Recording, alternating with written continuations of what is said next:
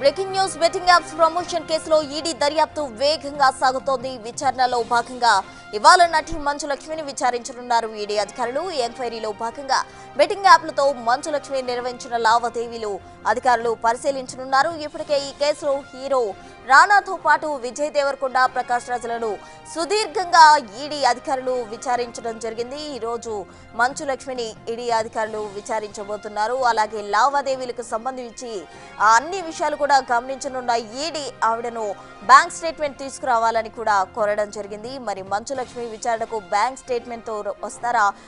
విచారణ ఏ విధంగా సాగబోతుంది, విచారణకు ఎంత మేర సహకరిస్తారు అన్నది చూడాలి. మొత్తంగా ఈరోజు మనీ లాండరింగ్ కోణంలో దర్యాప్తు చేయబోతోంది ఈడీ.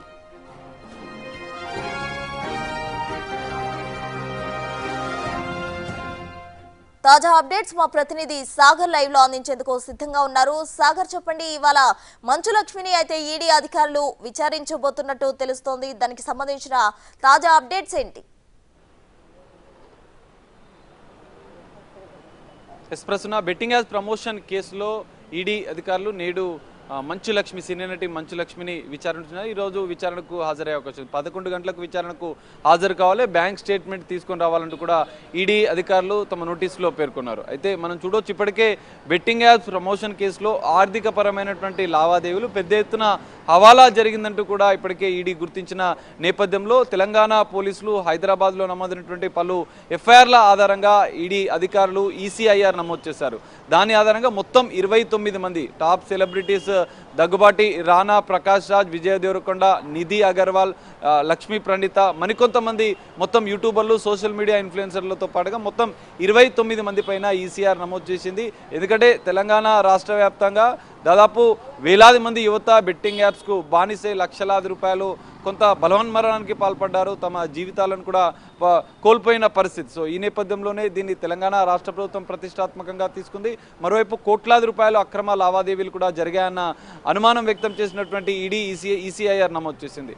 అయితే ఇప్పటికే ఈ కేసులో ప్రకాష్ రాజ్ని మొదట విచారించింది. అనంతరం విజయ్ దేవరకొండ, తర్వాత విజయ్ దేవరకొండతో పాటుగా తాజాగా రానా దగ్గుబాటిని విచారించింది.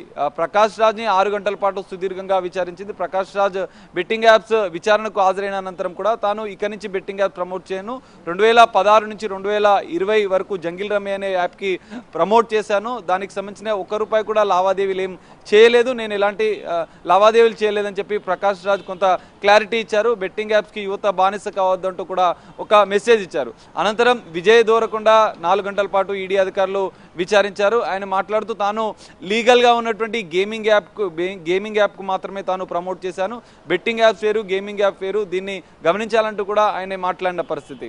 ఇటు రానా దగ్గుబాటిని సుదీర్ఘంగా 4 గంటల పాటు ఈడీ అధికారులు విచారించారు. మొన్న 11వ తేదీన విచారించారు. ఆయన మీడియాతో మాట్లాడుకునే వెళ్ళిపోయారు. జంగిల్ రమ్మి అనే యాప్కి మరికొన్ని బెట్టింగ్ యాప్స్, మొత్తం 40 బెట్టింగ్ యాప్స్ని అక్రమంగా వీరంతా కూడా ప్రమోట్ చేసినట్టుగా కూడా ఈడీ అధికారులు గుర్తించారు. ఈ రోజు విచారణకు మంచు లక్ష్మి హాజరు కాబోతున్నారు. తన బ్యాంక్ స్టేట్మెంట్ ద్వారా హాజరు కావాలంటూ కూడా ఈడీ అధికారులు పేర్కొన్నారు. అయితే ఇప్పటికే పెరీ మ్యాచ్తో పాటుగా మరికొన్ని బెట్టింగ్ యాప్స్ మొత్తం ఇండియా, భారతదేశం వేదికగా ముంబై, ఢిల్లీలో తమ కార్యకలాపాలను కొనసాగిస్తున్నట్లుగా గుర్తించారు. సో వీటి బేస్లు చూసుకుంటే చైనా సంబంధించినటువంటి ఈ బెట్టింగ్ యాప్స్ అన్ని కూడా దుబాయ్ వేదికగా ఆర్థిక లావాదేవీలు జరుపుతూ కూడా దాదాపు వేలాది కోట్ల రూపాయలు దేశం వెళ్ళిపోయాయి. ఎందుకంటే బెట్టింగ్ యాప్ ద్వారా వేలాది మంది యువత తెలంగాణ రాష్ట్ర వ్యాప్తంగా కాదు దేశవ్యాప్తంగా యువత పెద్ద ఎత్తున నష్టపోయారు. కోట్లాది రూపాయలు, దాదాపు 2000 కోట్లకు పైగా ఓన్లీ తెలంగాణ రాష్ట్రం నుంచే కూడా ఈ ట్రాన్సాక్షన్స్ నష్టపోయిన బాధితుల ద్వారా జరిగిందంటూ కూడా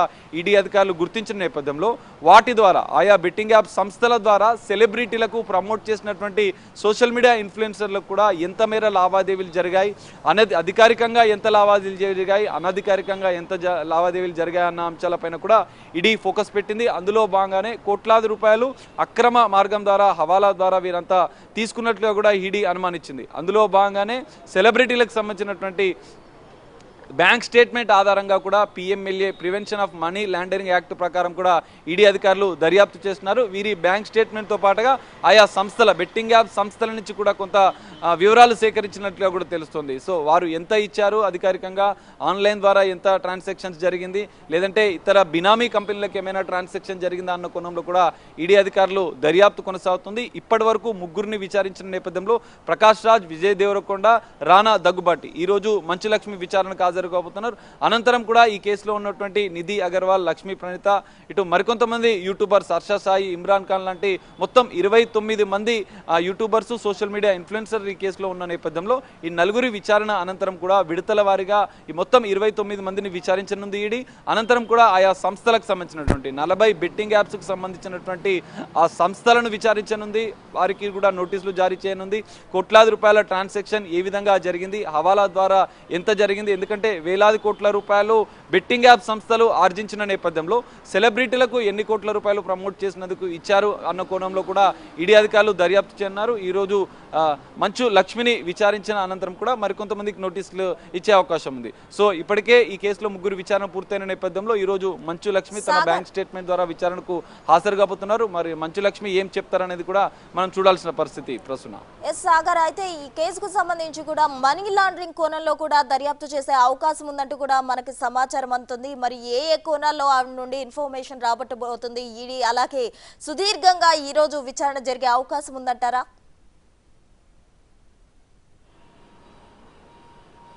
ప్రస్తుతం ఖచ్చితంగా, ఎందుకంటే ప్రివెన్షన్ ఆఫ్ మనీ లాండరింగ్ జరిగింది కాబట్టి మనీ లాండరింగ్ యాక్ట్ ప్రకారం ఈడీ అధికారులు కేసు నమోదు చేశారు. ఈసీఆర్ నమోదు చేసి మొత్తం బెట్టింగ్ యాప్ ప్రమోట్ చేసినటువంటి టాప్ సెలబ్రిటీస్, హీరోయిన్లతో పాటుగా మొత్తం 29 మంది సోషల్ మీడియా ఇన్ఫ్లుయెన్సర్లు, యూట్యూబ్లో పిల్లలకి కేసు నమోదు చేసింది. వారి ఆర్థిక లావాదేవీలు, వ్యక్తిగతమైనటువంటి ఆర్థిక వారి బ్యాంక్ స్టేట్మెంట్ పరిశీలిస్తూనే ఇతర బినామీ కంపెనీలకు ఏమైనా వీరు ట్రాన్సాక్షన్ చేయించారా, ఎందుకంటే కోట్లాది రూపాయల ట్రాన్సాక్షన్ జరిగిందని ఇప్పటికే ఈడీ గుర్తించిన నేపథ్యంలో అవి అధికారికంగా చెల్లింపులు జరిగాయా లేదా అనధికారికంగా జరిగాయా, హవాలా మార్గం ద్వారా ఇతర చెల్లింపులు జరిగాయన్న కోణంలోనే ఈడీ మనీ లాండరింగ్ యాక్ట్ ప్రకారం దర్యాప్తు చేస్తుంది. సో ఇప్పటికే ఈ కేసులో ముగ్గురిని విచారించిన నేపథ్యంలో మంచు లక్ష్మి విచారణ ఈరోజు సుదీర్ఘంగా కొనసాగే అవకాశం ఉంది. ఉదయం 11 గంటలకు హాజరు కావాలంటూ నోటీసులో పేర్కొన్న నేపథ్యంలో మధ్యాహ్నం వరకు కూడా విచారించే అవకాశం ఉంది.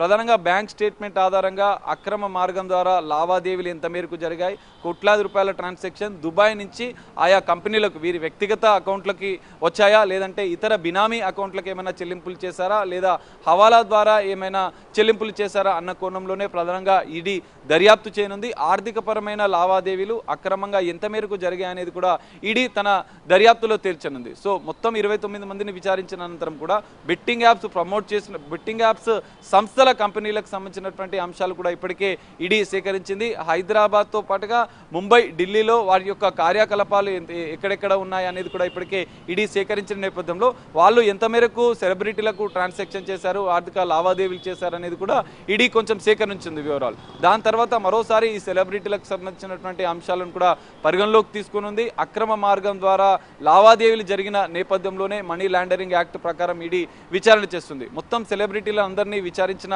అనంతరం కూడా ఆయా సంస్థలకు నోటీసులు ఇచ్చి విచారించే అవకాశం ఉంది. వేలాది కోట్ల రూపాయలు ట్రాన్సాక్షన్స్ జరిగిన నేపథ్యంలో బాధితులు బెట్టింగ్ యాప్స్ ద్వారా యువత కోల్పోయిన డబ్బునంతా కూడా విదేశాలకు, దుబాయ్ నుంచి కూడా చైనాకు మళ్లించినట్లుగా కూడా ఈడీ గుర్తించిన నేపథ్యంలో సెలబ్రిటీలకు ఎంతవరకు, ఎన్ని కోట్ల వరకు కూడా ఈ ట్రాన్సాక్షన్ జరిగిందనేది ఇప్పుడు ఈడీ తేల్చనుంది. వీరి విచారణ అనంతరం కూడా ఆయా సంస్థలను కూడా ఈడీ విచారించే అవకాశం ఉంది. పూర్తిస్థాయి దర్యాప్తు అనంతరం కూడా మరికొన్ని కీలక అంశాలు ఈడీ బెట్టింగ్ యాప్స్ ప్రమోషన్ కేసులో బయటపడే అవకాశం కూడా కనిపిస్తుంది. ప్రస్తుతం రైట్, థ్యాంక్ యూ సాగర్.